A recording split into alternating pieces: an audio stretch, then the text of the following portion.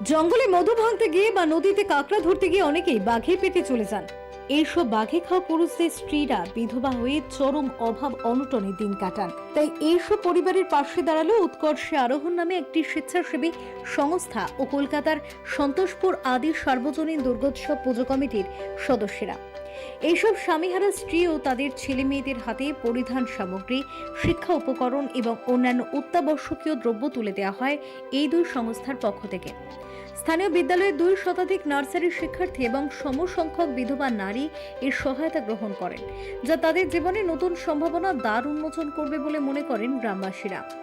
উৎকর্ষে আরোহণের অন্যতম সদস্য অনুপম মজুমদার বলেন, এলাকার দরিদ্র ও পিছিয়ে পড়া মানুষদের তারা নানান সাহায্য তুলে দিয়েছেন।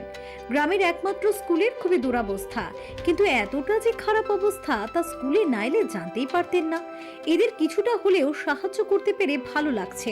সন্তোষপুর আদির সার্বজনীন পুজোর উদ্যোক্তা সুদীপ মজুমদার বলেন, কলকাতায় ফিরে গিয়ে এবছর তাদের দুর্গাপুজোর বাজেট কাটছাট করে স্কুলটির পরিকাঠামো উন্নয়নের জন্য কিছু করা যায় কিনা সে ব্যাপারে তারা উদ্যোগ নেবেন।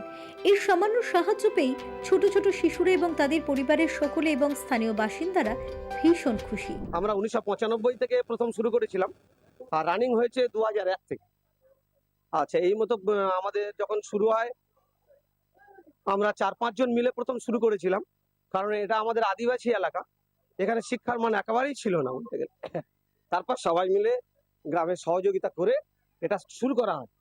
এরপর আস্তে আস্তে দেখা যায় আমাদের স্বেচ্ছাসেবী ছেলেগুলো অনেক বেড়ে যায় এবং বাইরে থেকে কিছু কিছু কালেকশন করে আমাদের প্রতিষ্ঠানটা আস্তে আস্তে এই আজকের এই জায়গায় দাঁড়িয়েছে। মোটামুটি আমাদের গ্রামের নাম শ্যামনগর, থানা কুলতলি, জেলা দক্ষিণ 24 পরগনা। আমাদের এই স্কুলটি বর্তমানে খুব দরিদ্র এলাকায় অবস্থিত, এমনকি আমাদের অভিভাবকরাও খুব একটা শিক্ষিত নয়। তো এর মাঝখানে আমাদের যে স্কুলটা চলছে এবং এই স্কুলের মাধ্যমে যে সমস্ত ছাত্ররা বেরিয়ে যাচ্ছে, অনেকে চাকরিও পেয়ে গেছে। এখন মোটামুটি রেজাল্ট আমাদের চেষ্টা হোক বা অভিভাবকদের চেষ্টা অনেকটা আগের থেকে পরিবেশ অনেকটা উন্নত। এখন আমি বলতে চাচ্ছি, যদি আমাদের কোনো শুভানুধ্যায়ী মানুষ বা কোনো স্বেচ্ছাসেবী সংস্থা আমাদের সাহায্য সহানুভূতি হাত বাড়িয়ে দেন,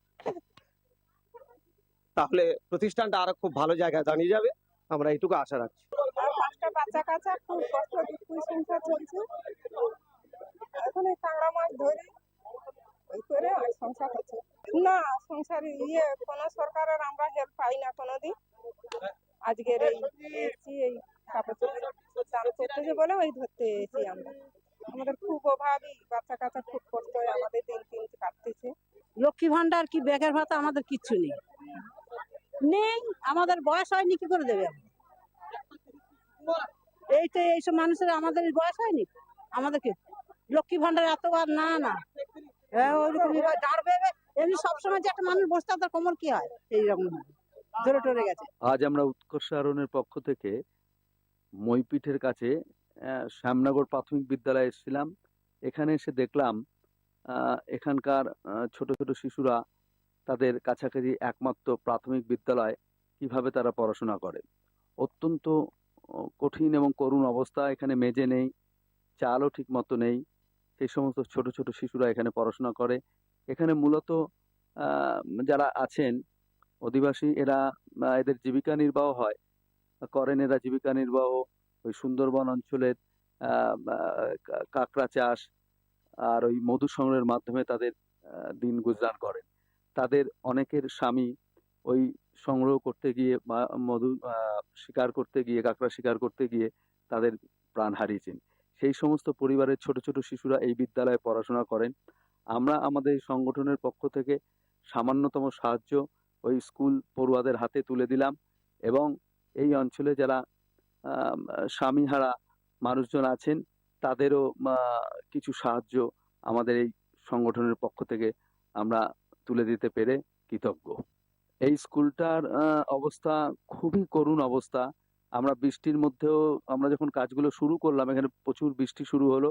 এই বৃষ্টির মধ্যে চারদিকে দেখলাম চালের ফাঁকা থেকে জল আসছে, কোনো মেঝে নেই, কাদায় ভরে যাচ্ছে।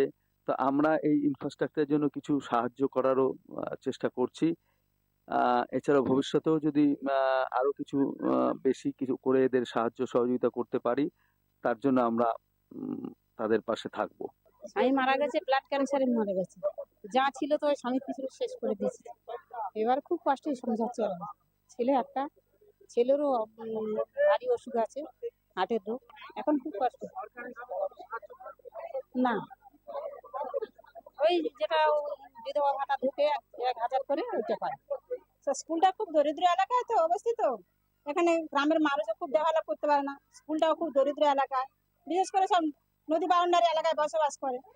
তাহলে বাচ্চারা গার্জেনরাও খুব গরিব, ওদের লেখাপড়ার খুব সমস্যা। এখানে স্কুল ঘর ঝড় হলে উড়ে যায় স্যার। খুব খুব দরিদ্র এলাকা, স্কুল রুম নেই, এদের ভালো বসার জায়গা নেই। গরমের সময় খুব অসুবিধা হয়, বর্ষাকালেও খুব অসুবিধা হয়। একটা স্কুল আছে, আমাদের স্কুল দিলে ভালো হয় স্যার। খুব দরিদ্র এলাকা তো, ওই জন্য বলছি একটা স্কুল দিলে খুব ভালো হয়। আমাদের স্কুল নেই, বিশেষ করে আর বাচ্চাদের পানীয় জলের অসুবিধাটা খুব। এখন আমাদের অবস্থা খুবই খারাপ। আমরা এখন ঠিক মতন জঙ্গল টঙ্গল যেতে পারি না। আর তাছাড়া আমাদের যে গার্জেন, সে তো কোনো কাজই করতে পারে না, কোমর টোমর সব পড়ে গেছে।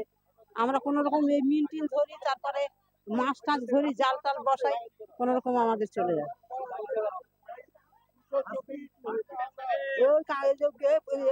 ডাঁড় বেয়ে তো কোমর টোমর সব পড়ে গেছে। এখন তো এ হয়েছে,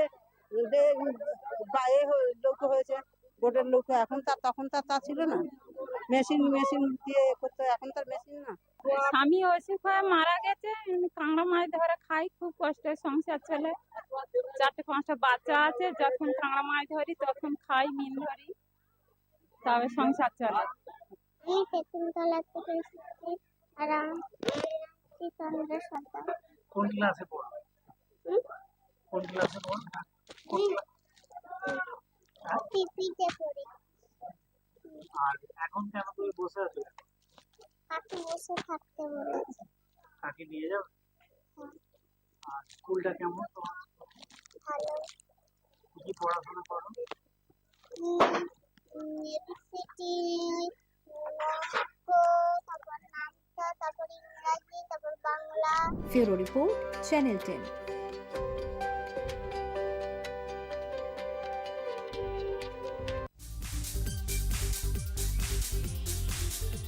अभिनंदन है आज के इस अवसर पर। यहाँ इस हॉल में उपस्थित सभी माननीय केंद्रीय मंत्रीगण, सांसदगण, ऑनरेबल एक्सीलेंसीज, एम्बेसडर्स और सीनियर ऑफिशियल्स, वेरियस एम्बेसीज से यहाँ पधारे, उन सबका भी स्वागत अभिनंदन है। मैं निवेदन करूंगा केंद्रीय डोनर मंत्री श्री ज्योतिरादित्य सिंधिया जी से कि वे माननीय प्रधानमंत्री महोदय का विधिवत स्वागत अभिनंदन करें और सबसे पहले नॉर्थ ईस्ट के बैम्बू से बने फ्लावर बेस में ऑर्किड फूलों का गुलदस्ता प्रधानमंत्री महोदय को भेंट करें।